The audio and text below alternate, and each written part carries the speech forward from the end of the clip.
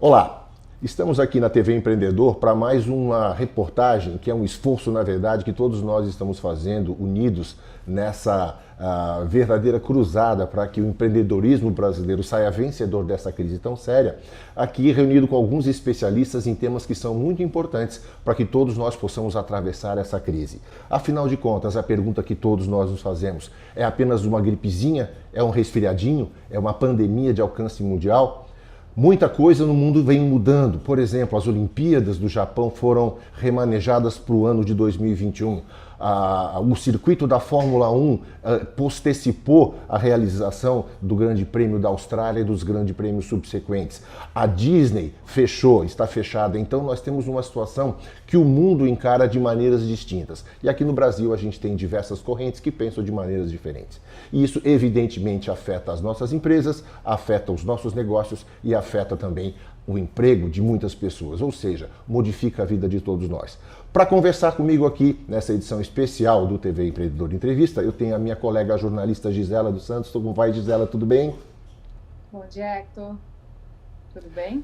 Tenho aqui também o juiz de direito Alexandre Moraes da Rosa, que participa conosco de todos os nossos eventos e com comentários bastante abalizados, orientando o empreendedor nas questões jurídicas e nas questões relativas a vários aspectos da continuidade pós-crise do Covid-19. E tenho aqui o CEO da Lives Hub, que é o Maurício Passos Castro, que vai também conversar conosco, principalmente sobre as estruturas, porque a empresa dele é uma empresa muito importante que hoje desenvolve o mapeamento de toda a cadeia de valor da saúde no Brasil. Então, eu quero agradecer a presença de todos vocês. Alexandre, como vai? Tudo bem? Tudo bem, Hector? É uma alegria poder participar desse nosso evento e fazer com que os nossos empreendedores possam entender que não existe uma solução única para todo mundo e que a utilização de dados de uma perspectiva de quase guerrilha de sobrevivência nesse primeiro momento é o desafio de todo pequeno e médio negócio para que nós possamos resgatar no futuro. Então, as condições jurídicas que eu puder auxiliar na compreensão serão dadas por mim. Muito obrigado. Maurício, como vai? Tudo bem, Maurício? Hector, bom dia. É uma grande honra participar desse debate, né, e principalmente trazer o tema da importância da utilização da tecnologia para agilizar as tomadas de decisões ou gerar conhecimentos dentro dessa crise que o mundo está vivendo, né? Bom, eu vou começar lançando uma provocação para todos os participantes dessa mesa virtual, que vocês podem ver, estamos cada um num lugar diferente, respeitando as condições de quarentena, né, que o momento nos impõe. Agora, vou lançar essa provocação a todos. De fato, a gente vive um momento que é uma gripezinha, não é tão impactante quanto muita gente pensa, ou de fato estamos vivendo um momento extremo, algo parecido com o que outras gerações viveram em relação a tempos de guerra e que o momento posterior a isso vai exigir sangue, suor e lágrimas. Quero a opinião do Alexandre em primeiro lugar. Pois é, a ciência tem nos mostrado, eu acho que o Maurício, que vai participar daqui a pouco da Lives Hub, tem um trabalho muito significativo em trabalhar com evidências, né? Para além das nossas opiniões disso, daquilo, outro, nós temos a ciência nos informando.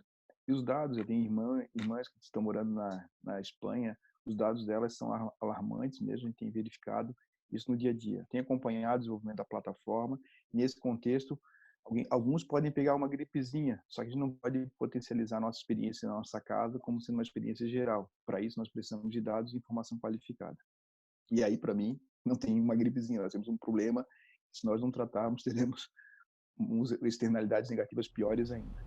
Maurício, como você, dentro do setor da tecnologia, principalmente esse setor ligado à tecnologia que hoje mapeia a cadeia de valor da saúde no Brasil, tem enxergado toda essa problemática? Você que tem números muito atualizados e muito precisos.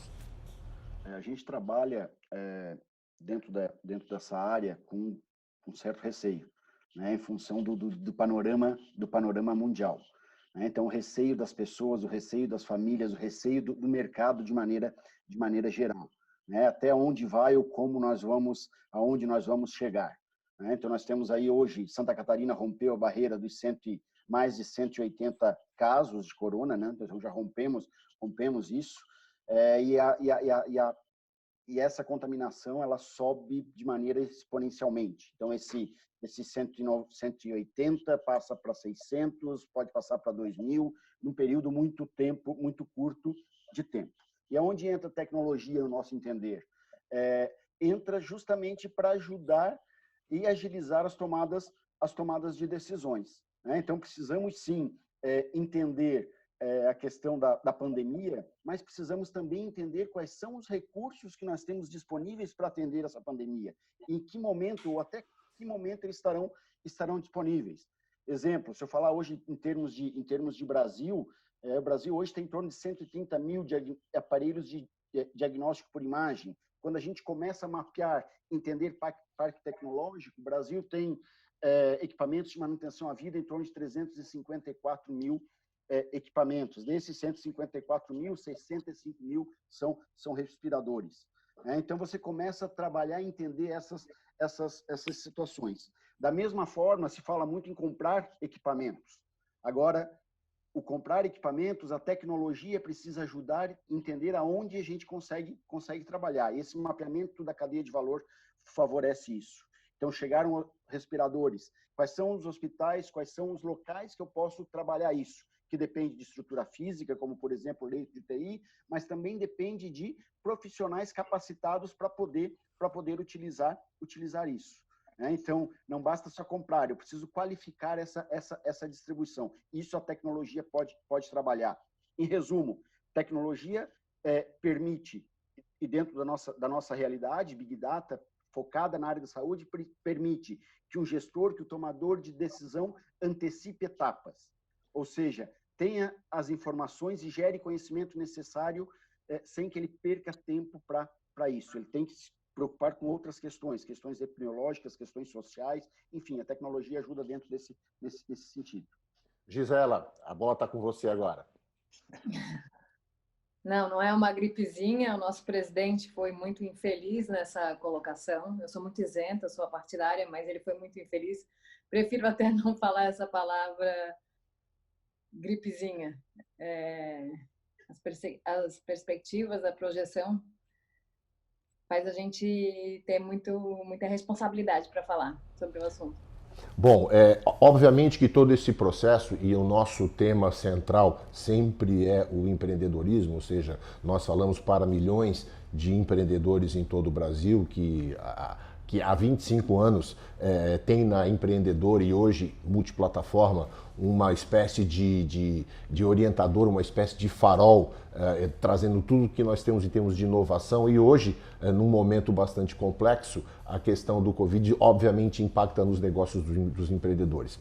Alexandre, você tem obviamente acompanhado de forma muito aproximada tudo que principalmente os governos estaduais, municipais e o governo federal têm agido, a forma como eles têm agido. Como você analisa esse posicionamento que muitas vezes transparece, pelo menos para quem não está diretamente conectado ao tema, parece descoordenado, ou seja, em alguns momentos determinadas instâncias têm um posicionamento diferente de outras, e isso de uma certa maneira pode confundir como o empreendedor, principalmente falando em termos do empreendedorismo, do nosso empresário, como ele pode se programar para enfrentar e depois para atravessar o pós-crise. Hoje nós temos eu tenho muitos amigos que são empresários, microempresários, e a preocupação maior deles é como manter o negócio funcionando e qual a expectativa de retomada da situação, da questão. Então, hoje a gente tem também muita gente vendendo consultoria como se fosse milagre para empreendedores, o que tem que se tomar cuidado. Tem pouca gente, tem muitos oportunistas no mercado. O que nós temos são empresas sérias que fazem a possibilidade de reaceleração do seu negócio. Qual é a sua cadeia de insumos, onde a sua cadeia de insumos vai bloquear, quem são os contatos. Então, a ideia é reprogramar a sua possibilidade de negócio. Você hoje em dia teve um fechamento que não foi compulsório, nós não temos aí uma perspectiva a curto prazo, talvez de reabertura de algumas atividades, mas o grande empreendedor tem que parar, pegar o seu contador, buscar alguns informativos, e aí o Maurício pode nos ajudar para que possa fazer apoio de decisão. Como é que é um apoio de decisão? Eu tenho que saber quanto é que me custa um funcionário em 6 meses, quanto é que custa a recontratação, quanto é que custa o custo de deixar um funcionário para trás que sempre foi leal a você. e como vai recolocar. Então, quanto tempo se consegue manter e quanto é que isso custa para a empresa? Por mais que nós tenhamos uma questão de responsabilidade, de dignidade com as pessoas, o negócio pode ser insustentável e todo mundo vai morrer abraçado. Então, ter dados em apoio à sua decisão, para além de opiniões minhas do governador, do presidente da República, a ideia é que você possa buscar. E o empreendedorismo tem esse papel de indicar profissionais adequados que possam auxiliar a sua decisão. Quanto tempo eu consigo manter o meu negócio fechado? Quando abrir, eu tenho que contactar com quem? Eu vou buscar quais fornecedores? Qual a minha linha de produção? Eu vou focar em qual negócio? Esse que é o nosso desafio. Me parece que o trabalho que vocês têm feito é de colocar informações suficientes para que na retomada do negócio o empreendedor possa fazê-lo de maneira mais rápida possível. Esse é o nosso desafio. Maurício, já há alguma informação que você possa compartilhar conosco em relação à participação da Lives Hub, ou seja, a plataforma que vocês desenvolveram e que hoje administram, principalmente na questão da cadeia da saúde no Brasil, de parcerias com o poder público e com a iniciativa privada, no sentido de que haja um planejamento efetivo e de maneira coordenada em relação principalmente à administração e à gestão dos recursos, dos insumos e de todo o processo que possa auxiliar as estruturas governamentais, as estruturas privadas a atravessar esse período de crise, principalmente na questão da preservação das vidas? Sim, hoje nós temos alguns projetos importantes que devem ser anunciados aí nas próximas horas, né? Dentro com o poder público, vou citar três grandes eixos, né? Nós temos o projeto de vizinhos e projetos de empresa. Muito fala em minimizar o impacto ou trabalhar questões relacionadas a como consigo evitar e orientar as pessoas a não propagar ou não aumentar essas taxas de contágio, né? Então, hoje a gente tem, por exemplo, o projeto Vizinhos. O que consiste? A partir do momento que a gente tem o endereço da pessoa que foi infectada ou que está positivada na questão do corona, a gente já consegue trabalhar raios, em determinados raios, determinadas áreas, identificar quem está perto dessa pessoa, né? Para que serve isso? Para que o poder público, através dos órgãos de orientação, de controle, enfim, consiga trabalhar de forma melhor as políticas de isolamento ou de orientação das pessoas. Então, poxa, dentro da região de Almirante Lamego, foi feita aí uma pessoa que confirmou coronavírus. Quantas pessoas moram no raio de 500 metros? Quem são essas pessoas? Talvez dentro dessas pessoas precisem ter ações diferentes. Por exemplo, quantas pessoas acima desse raio têm acima de 60 anos? Poderá a equipe da saúde da família, poderá a equipe de profissionais da saúde ligar e orientar melhor essas pessoas. Da mesma forma, a questão das empresas, né? A gente pega as empresas, a gente consegue trabalhar as pessoas que foram infectadas, né? E consegue identificar as empresas aonde trabalham, para que o empresário consiga trabalhar de alguma forma uma política para ajudar essa turma ou evitar isso que tenha uma propagação maior dentro da empresa. Da mesma forma... Por favor, pode intervir, Alexandre. Eu só queria aproveitar o Depois Maurício, eu quero passar a bola para a Gisela.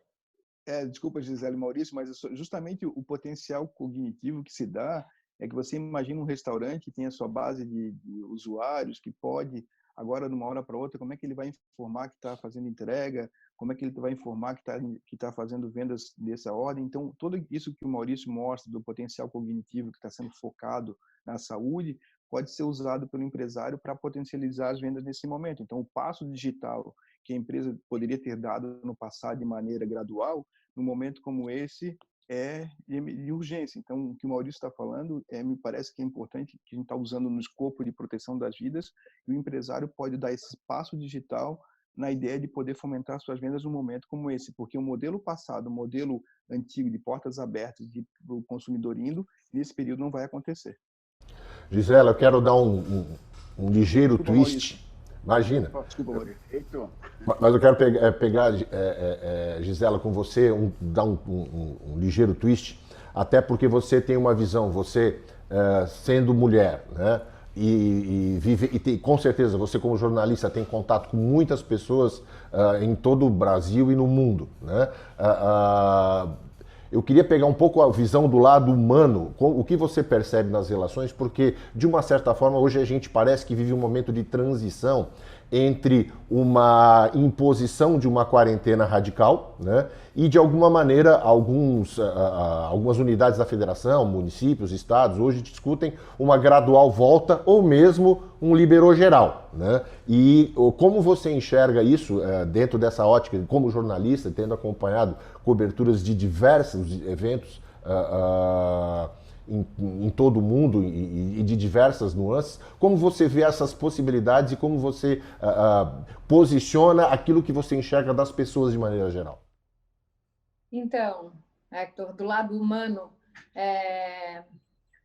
essa pandemia está trazendo um pandemônio, uma briga. A gente consegue acompanhar essas brigas todas em grupos de amigos. Meu grupo de WhatsApp do Colégio Catarinense, virou uma briga, muita gente saindo, muita gente se criticando nas redes sociais. Eu acho isso tudo muito triste. Muitos pensam de um jeito, tem que ficar em casa de uma maneira radical, muitos pensam de outro. Ninguém sabe muito certo quem tá mais certo. Então, eu acho isso tudo muito triste e, do meu ponto de vista, acho que tem que ter um equilíbrio. Tem que sair para ir no supermercado, tem que sair para ir no supermercado. Eu mantenho uma rotina de exercícios, eu corro há 25 anos. Corri, inclusive, na gravidez. Morram Então, de inveja, nossos... Dois, também tenho. Fiz até uma academia aqui em casa, mas eu também não vou na academia aqui em casa. Mas estou falando para os nossos empreendedores que não. Mirem-se no exemplo da Gisela, nossos empreendedores. Eu saí para correr nas rendeiras. Como sempre, as rendeiras, né, não é um lugar de muita aglomeração.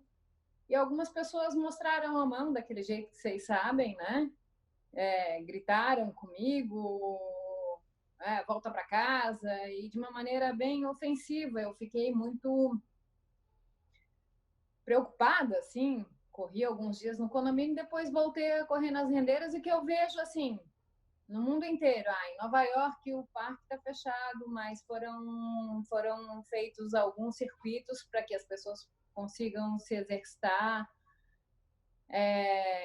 Manter a sua rotina de exercício, pelo menos, e com um bom senso, lógico. Se eu vejo uma pessoa, eu me afasto, correndo, vou para um outro lado, mas eu acho que as pessoas têm que se respeitar mais. Do ponto de vista de mídia, né? A gente é jornalista, mas trabalha com mídia também. Então, alguns colegas com iniciativa de estar fazendo mídia dos seus parceiros, né? Das empresas que eles trabalham, e daí já começa o grupo do menos mídia, mais saúde. Quer dizer, pessoas que têm um suporte de um emprego, de um salário, um professor universitário, enfim, que tem uma garantia de um salário, entraram para a turma do politicamente correto, de que fazer mídia também não é de bom tom nesse momento. Deixa eu pegar um gancho, se eu puder pegar um gancho, então, até para que todos possam dar a sua opinião em relação a isso. Me ocorre, e já li alguns artigos nesse sentido, de que talvez esse momento que nós estamos vivendo seja a guerra da nossa geração.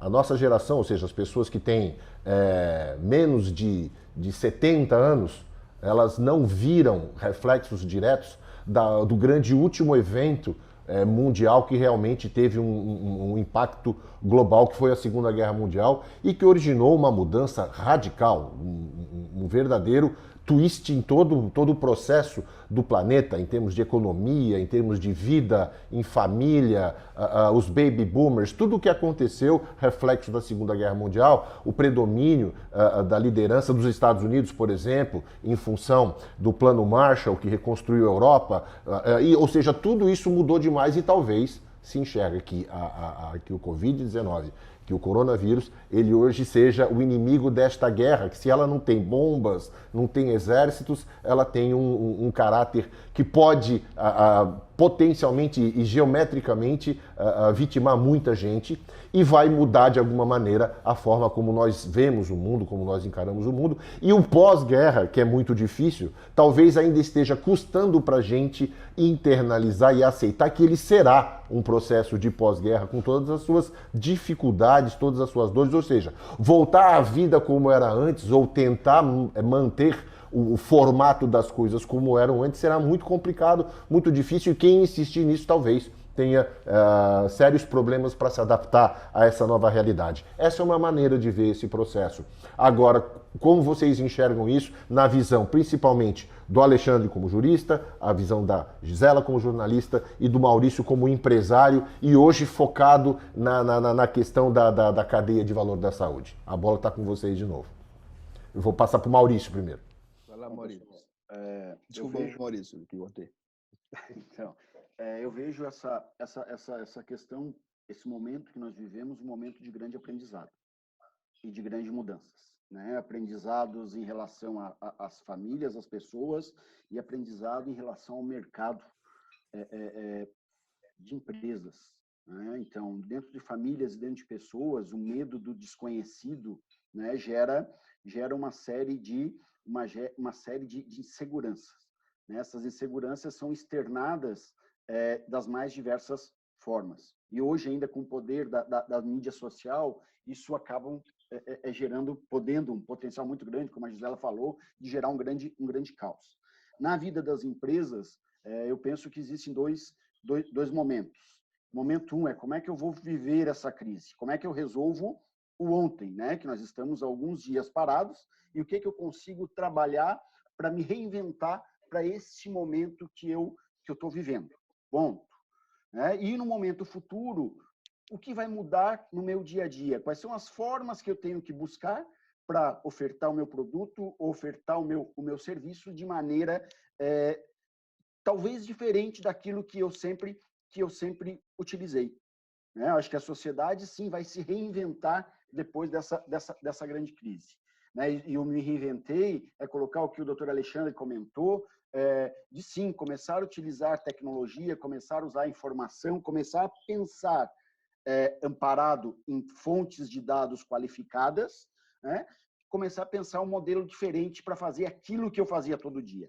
Eu acho que esse é o grande desafio. Então, quando a gente fala em cadeia de valor de saúde, hoje o Brasil, por exemplo, tem mais de 1,4 milhões de empresas relacionadas à cadeia de valor da saúde.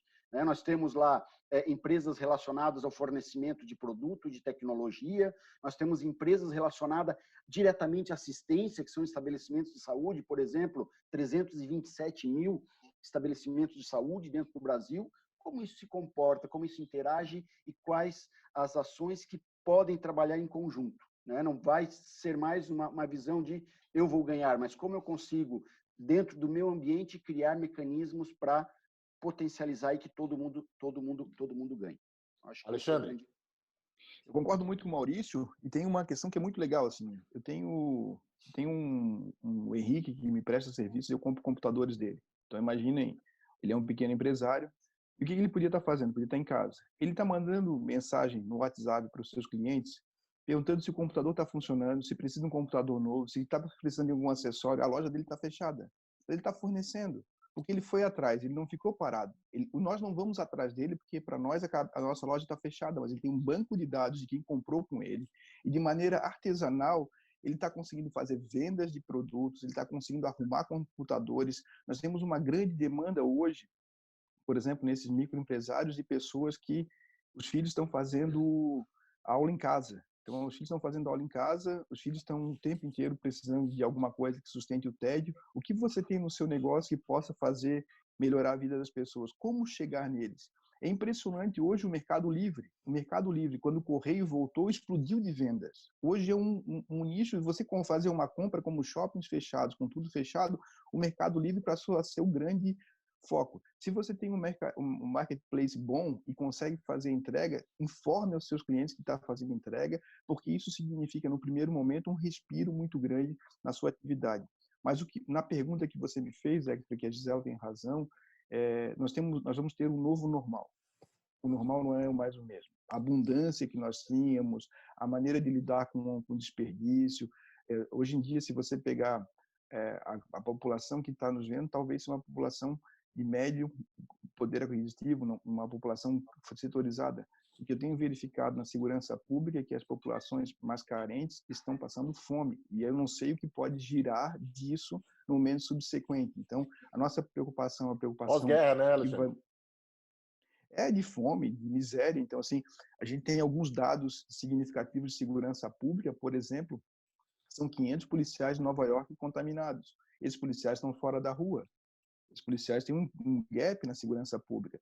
Então, tem tudo isso que está sendo pensado por todos nós. E aí, Hector, eu só para fazer a minha última questão, para dizer como o Maurício pode ajudar, se você, o Hector, o Ademar, a Gisela, o Maurício, todos os nossos colegas, e muitos médicos são, meu cunhado são médicos, eles vão talvez ter que fazer aquela grande decisão de Sofia, o dilema de Sofia, a questão de Sofia, que é escolher quem vai morrer. A Itália passou por isso agora, médicos tiveram que escolher entre pacientes quem vai morrer, e aí não tem empatia, porque tem uma dor muito grande, que é uma escolha como se você tivesse que fazer entre dois amigos, entre dois filhos. Então, vem a escolha de Sofia por força disso. E a tecnologia tem sido utilizada para dar esse score. Quem tem mais chance de sobreviver? Quem é a pontuação maior em fatos referenciais? E a tecnologia pode nos auxiliar a dar um reforço de apoio à decisão de maneira objetiva. Daqueles indicadores que a pessoa chega para atendimento, independentemente de ser A, B ou C, quem tem mais chance de sobreviver e como a tecnologia pode nos auxiliar. Então vejam só que a tecnologia invadiu o nosso dia a dia e quem está num passo atrás digital ainda não consegue fazer, nesse primeiro momento, a retomada do seu negócio como poderia no plano digital. Gisela, como você enxerga esse nosso possível pós-guerra? Vai acontecer esse pós-guerra. A gente tem que estar preparado para isso, mas confesso, estou ouvindo de todos os lados, não sei exatamente o que vai acontecer, mas eu acho que a gente tem que estar... A gente tem que voltar sem essa negação do pós-guerra, mas com muita serenidade. Eu lembrei agora, quando vocês estavam falando, de uma coisa que minha mãe sempre falava, meu avô falava, assim, com o andar da carruagem, as melancias se ajeitam. Se ajeitam. É um ditado bem antigo, mas eu acho que a gente vai viver no pós-guerra. Tem que ter bastante serenidade. Uma oração que eu gosto bastante, nós estou trazendo oração aqui, a oração da serenidade, eu acho muito bonita. Sempre é bom. Aceitar as coisas que a gente não pode modificar e ter coragem para modificar aquelas que a gente pode. E é isso. Bom, não pode existir negação, mas tem que ter serenidade. Bom, eu queria pedir para a gente encerrar, né? Eu queria pedir uma palavra final dos nossos convidados aqui nesse bate-papo que revelou muita coisa importante, alguns caminhos, algumas constatações e algumas convicções, eu acho que ajudam o nosso empreendedor a formar a sua opinião e a sua conduta, o seu modo de agir, porque no final das contas, o resultado de tudo é a somatória das condutas de todos nós, né? Então não adianta, a soma é essa. E então eu quero agradecer imensamente a participação do Alexandre. Alexandre, quero que você dê a sua palavra final e também aonde que as pessoas podem te encontrar para ter mais acesso às tuas opiniões, aos teus comentários, aos teus conselhos, e depois ao Maurício também, como que as pessoas podem ter maior contato com a plataforma do Lives Hub, que ela é uma ferramenta muito útil, muito importante e decisiva nesse momento, eu diria, para quantificar os processos onde a gente vai precisar ter essa capacidade que a tecnologia nos proporciona, né? E agradecendo desde já a Gisela pela participação, minha companheira querida aqui nessa jornada. Alexandre, Maurício, com vocês para as últimas palavras. Eu queria agradecer o Hector, a Gisela, o Maurício pelo bate-papo, dizer que quem nos assistiu teve a paciência de nos assistir, nós nos reinventamos, estamos cada um na sua casa fazendo o trabalho de poder chegar a vocês. A Lives Hub tem um trabalho fundamental de poder dar informação qualificada para todos nós. Seria muito importante, por exemplo, em Florianópolis, onde nós estamos, se nós soubéssemos que um estabelecimento comercial, uma praça, uma rua, tem um alto índice de contaminação e isso pudesse evitar o contágio. Então, o trabalho da Lives Hub é um trabalho fundamental para dar informação qualificada para todos nós. E eu tenho dito para os meus colegas que são empresários que talvez chegue o momento de perguntar para os seus filhos, aquele geek, aquele nerd que está na sua empresa, que você não dá muita bola, chamar o guri e dizer o que você faria numa hora dessa para poder dar um salto na nossa empresa. Porque talvez ele tenha uma visão desse mundo digital que, no plano antigo, no antigo normal, você não tem a dimensão de como pode alavancar a sua tecnologia. Às vezes, com um pouquinho de informação, e muitas plataformas em aberto, inclusive, você tem isso. Quem quiser me acompanhar, tem um Instagram que me usa bastante, Alexandre Moraes, com I da Rosa, Alexandre Moraes da Rosa. Só me seguir por lá, tem compartilhado material informante e também um pouco de humor, porque nós precisamos rir um pouco, né, Hector? A vida tá precisando um pouco de humor, já que está todo mundo meio estressado. Muito obrigado pela oportunidade. Muito obrigado, Alexandre. Maurício. Hector, muito obrigado aí pelo convite, foi uma honra participar aí desse debate com vocês, né? Gisela, doutor Alexandre, todas as contribuições. Temos uma felicidade aqui, o doutor Alexandre é um usuário da nossa plataforma, da nossa solução, um usuário entusiasta, né? Isso agrega muito e é muito orgulho quando a gente tem um usuário. Vocês estão combinadinhos os dois, né? Vocês estão combinados. Não. Usuário falando... É que eu trabalho na universidade, lá na universidade a gente tem uma plataforma, um estudo de direito da invasão, e o que eu acho, para aproveitar isso que o Maurício está falando, eu sou professor da Univale, e lá a gente tem pesquisa, tecnologia, inteligência artificial. E a plataforma da Lives Hub tem um papel fundamental que a gente está utilizando lá para fazer um artigo científico, para mostrar o respeito às informações de todas as pessoas. Porque é muito fácil no desse mercado de tecnologia, você craquear e obter informações ilícitas e, com base nela, dar dimensões ou vender produtos que você não tem. Então, eu parabenizo uma vez mais, porque a minha ideia acadêmica de pesquisar com a Lives Hub é mostrar que se segue um padrão de compliance adequado. É muito bacana também, porque isso mostra também a experiência de um usuário, né? Não é simplesmente a gente comentar e trazer a ideia de como uma plataforma como essa pode ser importante, mas aqui a gente tem a experiência de um usuário de forma independente que valida esse processo, até porque o empreendedor possa ter acesso a isso. Eu já vou devolver a palavra para o Maurício, para que ele possa, de fato, né, trazer essa informação de algo que realmente hoje, como eu disse antes, é decisivo no processo de enfrentamento dessa crise que a gente vive. Maurício, com você. Esse é o nosso grande orgulho, né? O usuário elogiando, utilizando e principalmente conseguindo resultados e gerar conhecimento a partir da nossa plataforma. Então, a plataforma Lives Hub tem a visão 360 de todo o mercado da saúde, resumindo, né? Temos fornecedores, produtos, empresas, uma parte muito forte na área de saúde suplementar e o mercado de pessoas jurídicas dentro do Brasil. Então, ajudamos, sim, a um posicionamento, a entender esse momento de crise, quer seja com programas e projetos com o governo, como achar o vizinho, as empresas, localizar e tomar decisões qualificadas em cima disso, mas também ajudamos o micro e pequeno empresário, de maneira geral, de para quem eu posso vender, para quem eu posso ofertar, ou quais as oportunidades existem dentro de um mercado que talvez até então eu não conseguia visualizar. E é isso que a gente se propõe, né? Em conjunto com os nossos clientes, gerar conhecimento para o negócio. Muito obrigado, Maurício. Gisela, sua palavra final, um abraço para os nossos espectadores. Eu quero agradecer o Maurício, o Alexandre, a iniciativa do Hector e toda a equipe da Empreendedor, dessa sala virtual aqui, e reforço a questão da serenidade. A gente voltar para o mundo real, sair das nossas casas depois com serenidade, com tranquilidade. Gostei muito da visão do Alexandre, de perguntar para aquele garoto jovem da empresa, o que você acha? O que a gente podia fazer? Trazer essas ideias novas. Porque às vezes não é tanto a experiência que vai trazer essa mudança, e sim a nova ideia.